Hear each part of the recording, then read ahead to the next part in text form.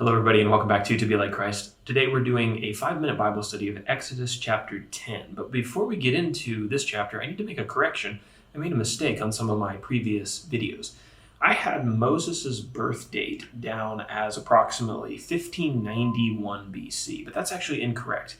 I'm not sure how I made this mistake because it was right on my notes, but on my videos and on the outlines previously, you'll see that the date is 1591. So that was 20 years earlier, I think, than what it should be.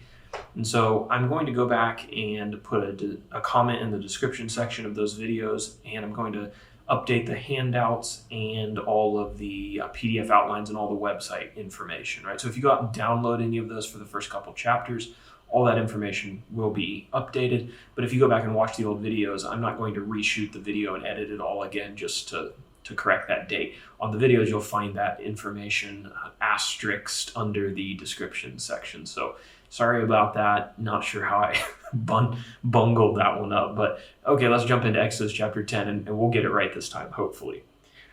That's one scary thing about creating outlines is that, if you mess up one thing or you mess up one date and all your timeline's out of order, you're going to have to go back and edit the whole thing, which is like a terrifying nightmare for me. Exodus chapter 10, let's talk about it. When did the events of this chapter happen? Well, Moses was born approximately 1571 BC. He left Egypt when he was 40 years old. God called him to be his representative to go and to free the people of Israel when he was 80 years old. So that would be approximately 1491 BC. Our characters are pretty much the same as they have been for the last couple chapters, so we'll go through these pretty quickly. We have the Israelites. They're the descendants of Jacob and the descendants of his 12 sons. They've grown into a large nation at this point, but they're enslaved to the Egyptians. We have Moses. He's a Hebrew boy. Well, he's a man at this point, but he grew up in the house of Pharaoh, and God has called him to help deliver the children of Israel from Egyptian slavery. Next, we have Aaron, who is Moses' brother, and then we have Pharaoh, the stubborn king of Egypt, who keeps refusing to listen to God and to let the Israelites go from slavery. The events of this chapter, we are still in Egypt as we have been basically for the entire book of Exodus. We've mentioned that the Israelites lived in a special region of Egypt known as Goshen. And in this chapter, we're going to talk about a swarm of locusts. And God is going to destroy that swarm of locusts by blowing them into the Red Sea, which is to the southeast of Egypt. You can see it on the map. So as we go into our outline of chapter 10, we are on the 8th plague. So God is sending 10 plagues on the nation of Egypt to humble the nation and Pharaoh, its ruler, and so that they would know that God was supreme and that Pharaoh needed to humble himself and to obey God when he told him to let his people go. So we've already done 7 plagues. It's been through the ringer. See if I can remember them. Okay, so first, water turned to blood, and then there were frogs and flies and gnats, and then there was the disease of the livestock, and then boils and sores on the people, and at the end of the last chapter we had hail raining on Egypt and destroying people and plants and animals and all kinds of things. So that brings us to the 8th plague, which is in verses 1 through 20 of this chapter, and that is the plague of locusts. So God hardened Pharaoh's heart so that he could show his supremacy over Egypt, and he told Moses and Aaron to go to Pharaoh and to tell him that a plague of locusts were going to devour Egypt and all of its sustenance. If you've never seen a locust, they're pretty big. We're not talking about little tiny grasshoppers here. These things are large and have a good strong appetite. So the locusts were going to cover the face of the land. They were going to eat everything left over in the land that had survived the hail, and they were going to fill the houses of the Egyptians. Gross.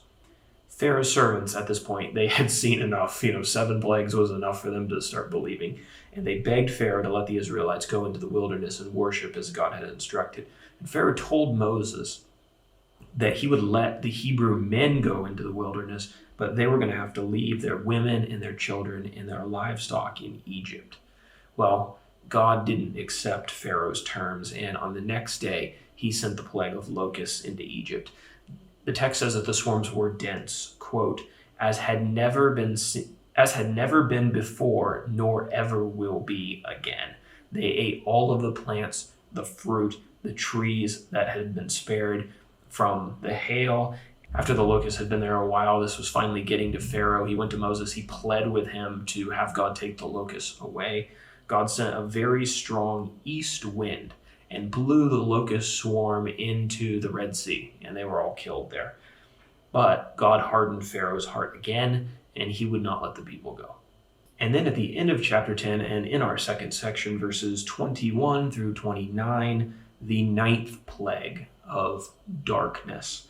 So God brought darkness over all of the land of Egypt.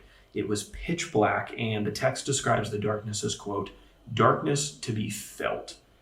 For 3 days, no one in Egypt saw another person or moved around their house. But the darkness didn't affect the Israelite houses and their neighborhoods. It only affected the Egyptians, like some of the other plagues. Pharaoh called Moses, and he gave him permission to go out and to worship into the wilderness. But again, he had a condition, and that was that he wanted the Israelites to leave their flocks and their herds in Egypt. That way they wouldn't, run away or try to escape or something like that, because all their livelihood was back in Egypt. Well, Moses told Pharaoh that wasn't going to work because they needed to offer sacrifices to the Lord in the wilderness. And if you're going to offer animal sacrifices, what do you need? Well, you need some animals. So the flocks and the herds had to go with them. So what happened? Well, God hardened Pharaoh's heart again, and he would not let the people go. And he told Moses that if he ever saw his face again, he was going to kill him. And so that is Exodus chapter 10. We've got one plague, and probably the worst plague of all, to go. We'll talk about that in the upcoming chapters. Let's talk about an application as we close. There's a lot of controversy about this chapter and some discussion in the book of Romans about God hardening Pharaoh's heart. And is it fair for God to harden somebody's heart? Can God harden a wicked person's heart for his own purposes and still be just? Well, I think certainly he can. He doesn't owe any of us second or 10th or 100th chances. Certainly, Pharaoh had had his opportunities, not just in this period where Moses had been talking to him, in this period of the plagues, right? But Pharaoh had had a chance to do the right thing, and he refused to do it. God hardened Pharaoh's heart to prove a point and to write a story that would teach people about God's supremacy and the foolishness of pride. So, in application, we want to be very careful about the condition of our hearts. God doesn't owe any of us grace or mercy or forgiveness.